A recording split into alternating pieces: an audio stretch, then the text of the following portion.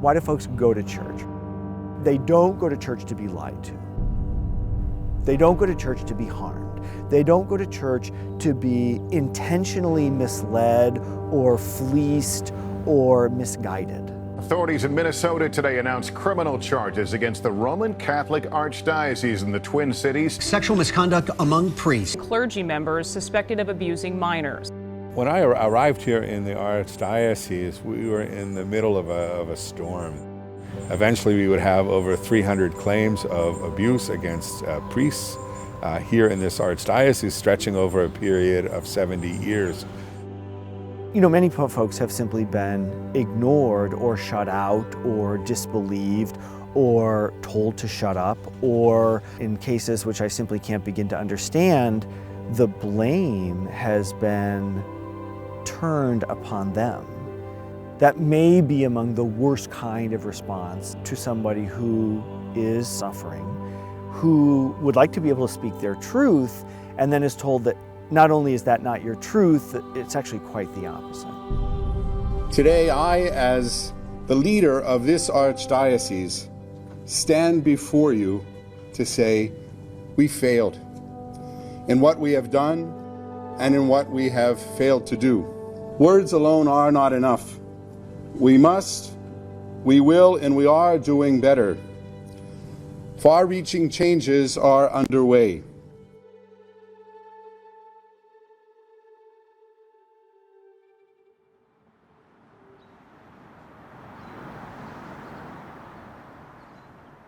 The victim survivors here are people who have been subject to a very grave injustice.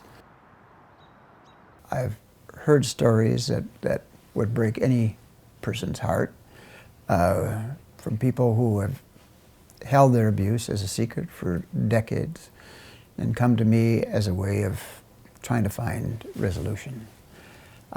Oftentimes, that resolution means finding a source to heal their wounds. Victims want to be heard.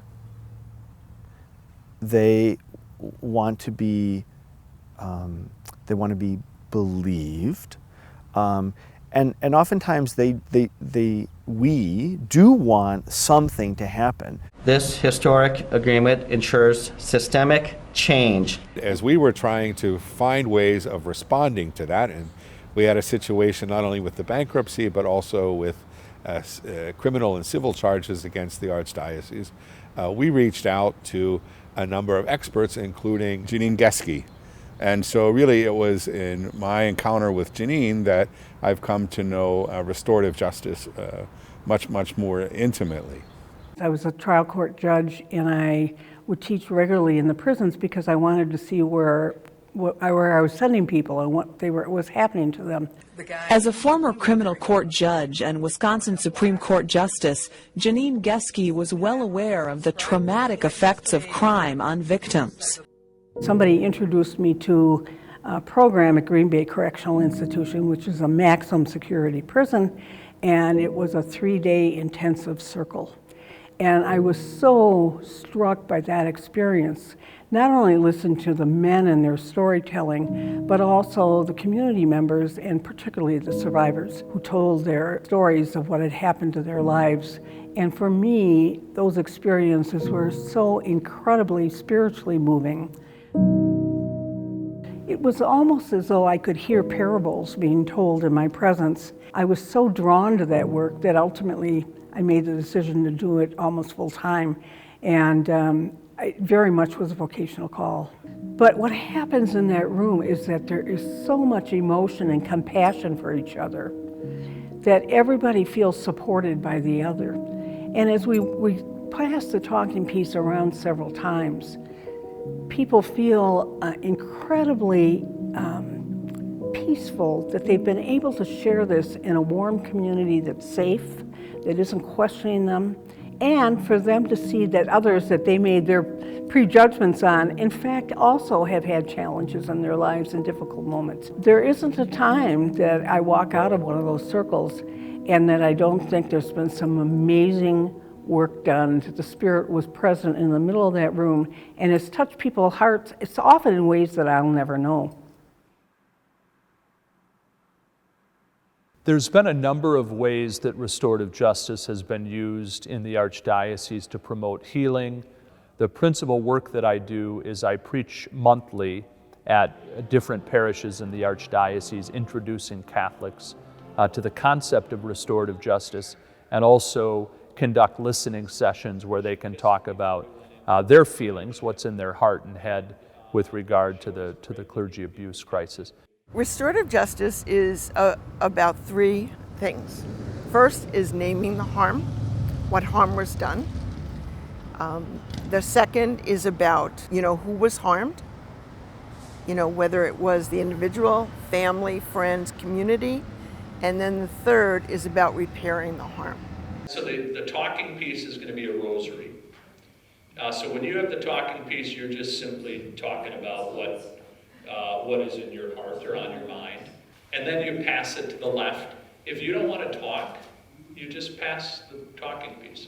Nobody's forced to talk. The first question is, how has this affected you? Then the second question, are there signs of hope? In a circle environment with other people, family, friends, parishioners, perhaps someone representing the church.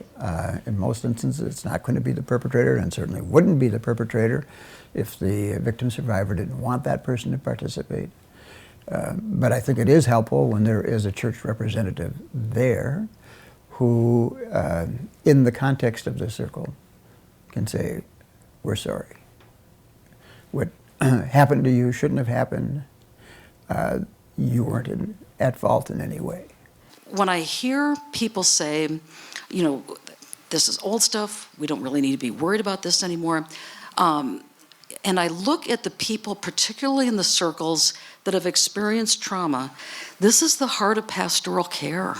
I mean, this is really taking care of each other and being there for each other in a way that we're called to do. I'm hearing people in the pews say, well, why don't these victims just get over it? And if people could see and hear victims, they wouldn't say that. You would never say that, because you hear the pain in their voice, and you hear what happened, and you hear how their family reacted, and you hear how the ripples ripped through their lives until many of them are older and they still have it as a part of their life. This is why it's so challenging when these crimes and harm were perpetrated by clergy and covered up by bishops. Because the church was always called by Christ to be a source of formation and healing, but in fact was a source of harm. Our late friend and colleague Tom Johnson refers to this as an inversion of the moral order.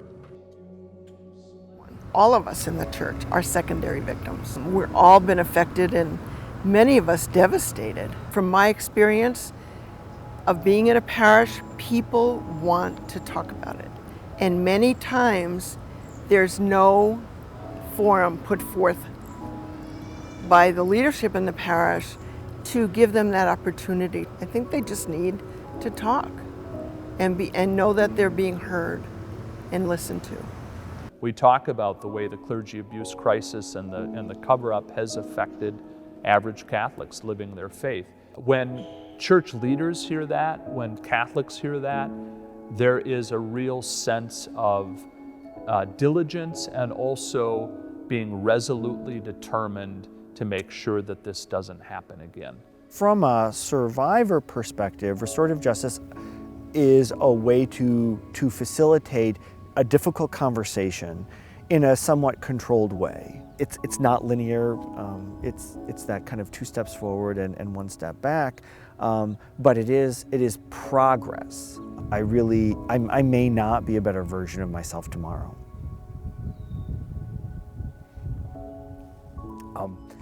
And there have been times in my life where whole decades have not been better than the decade before.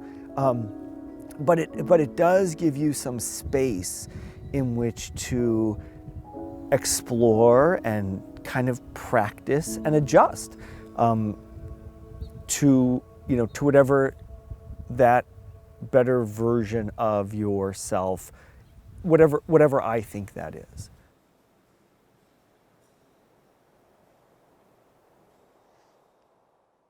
I had just begun teaching at the University of St. Thomas School of Law, and I was introduced to several former offenders. Near the end of their prison sentences, they had taken part in a restorative justice program. And the more I heard about it, the more I realized it had to become part of my teaching. I reached out to some practitioners in the Twin Cities and invited them to come in and speak on restorative justice. And that began a whole education process for me. That meant I could bring in law students into the process, and I had the good fortune of teaming with Father Dan Griffith to teach a course that incorporated restorative justice all throughout the course of study. Fisher hinted at this. Put aside most people's traditional notions of punishment, which is generally about retribution, giving the wrongdoer what he or she deserves. Put that aside and open up your minds and your hearts to a different way of looking at how we should deal with wrongdoing in our society. So thank you for coming today, and let's have our first panel come on up. We really have a terrific panel to lead us off. Not only are these colleagues expert in the theory of restorative justice, they are experts even more importantly as practitioners. The purpose of the event at St. Thomas Law School was to provide an introduction to restorative justice and restorative practices for those who might not have known what it is, and also to show all of the ways that restorative justice can be used in the legal field, and then also to show how it's been used in the settlement with Ramsey County and the Archdiocese. Restorative justice is rooted in my culture and my faith. Oftentimes we think of restorative justice as a scholarly pursuit and a symposium like what we're gathered here today, but I heard in the first panel some of the information about the roots of restorative justice in indigenous cultures and communal societies. So for me, that takes me back home to Mama Africa. It's the idea of restoring an ideal of human dignity and respect that all people deserve. Much of my life is informed by the 20 years that I spent in prison and the life that I lived before then. I became engaged in the work actually while I was in prison and in some ways beforehand. I think the more profound the harm, the greater the good that can come out of restorative justice.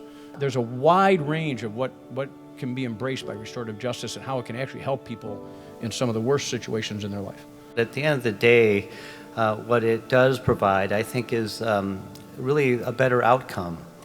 And that's something in law school that we don't talk about enough is outcomes. And the outcome that we want is justice.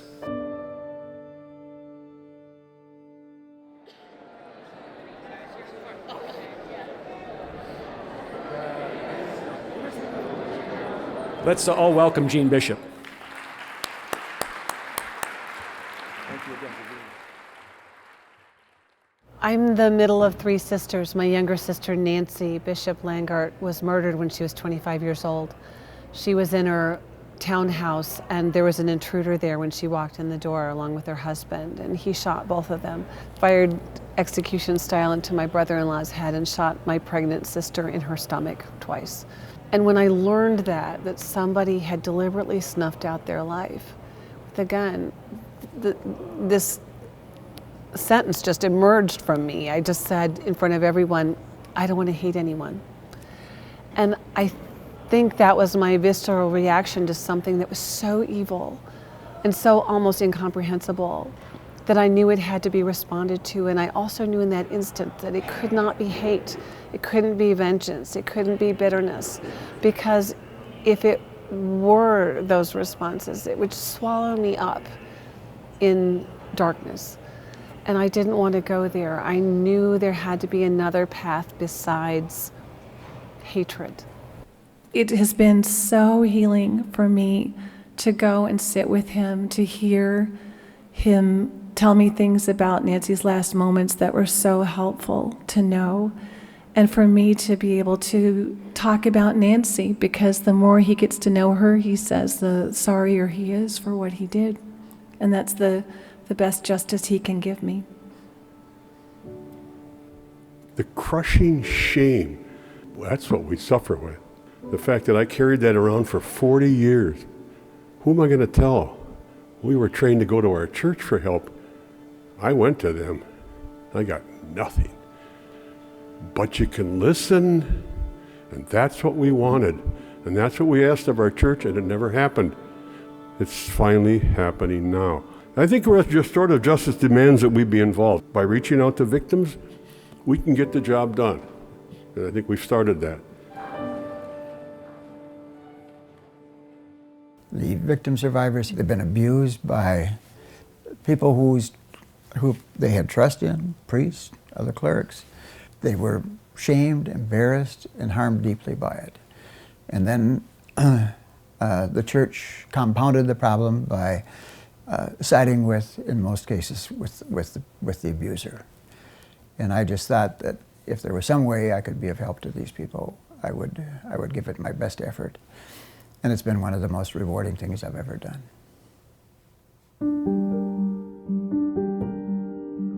When we're face to face with the honesty of the harm that was committed, we as an archdiocese then have to be able to respond in a way that's equally honest. We recognize that we need to be held accountable, certainly accountable to those who have been hurt, and restorative justice circles are a great way for that. But also more broadly to the community. I am very optimistic about restorative justice. I've seen it grow in so many different ways, whether it be police-community relations, whether it be racial issues, finding a way to give voice to people who've been harmed and who may have harmed someone else, and to find some pathway to peace and reconciliation. This is a time of intense harm. We are in the midst of a pandemic, which has affected so many lives. The other experience that we're having is the harm of systemic racism and racial injustice. This is where restorative justice and restorative practices can be so powerful, because it invites people to tell their story. This practice gives me a place to think about and to feel and to share with other people that isn't really otherwise available. Those ways of thinking and feeling about things, I have been changed by that. The next step is to figure out, where do we go from here? There are a number of dioceses in this country that have not gotten to the place where a lot of the harm has been unearthed. Many have said, we're not even ready for healing because there's still harm to be dealt with. I would encourage other victim assistance coordinators to go to some of these trainings. It would be a marvelous opportunity to learn about it and to implement it amongst the community of victim survivors that so need healing. I think this is a model that's going to be sold around the United States and around the world. And that's called healing, folks. So my message is this. We got to walk this walk together. It's important, it's possible, and it's demanded.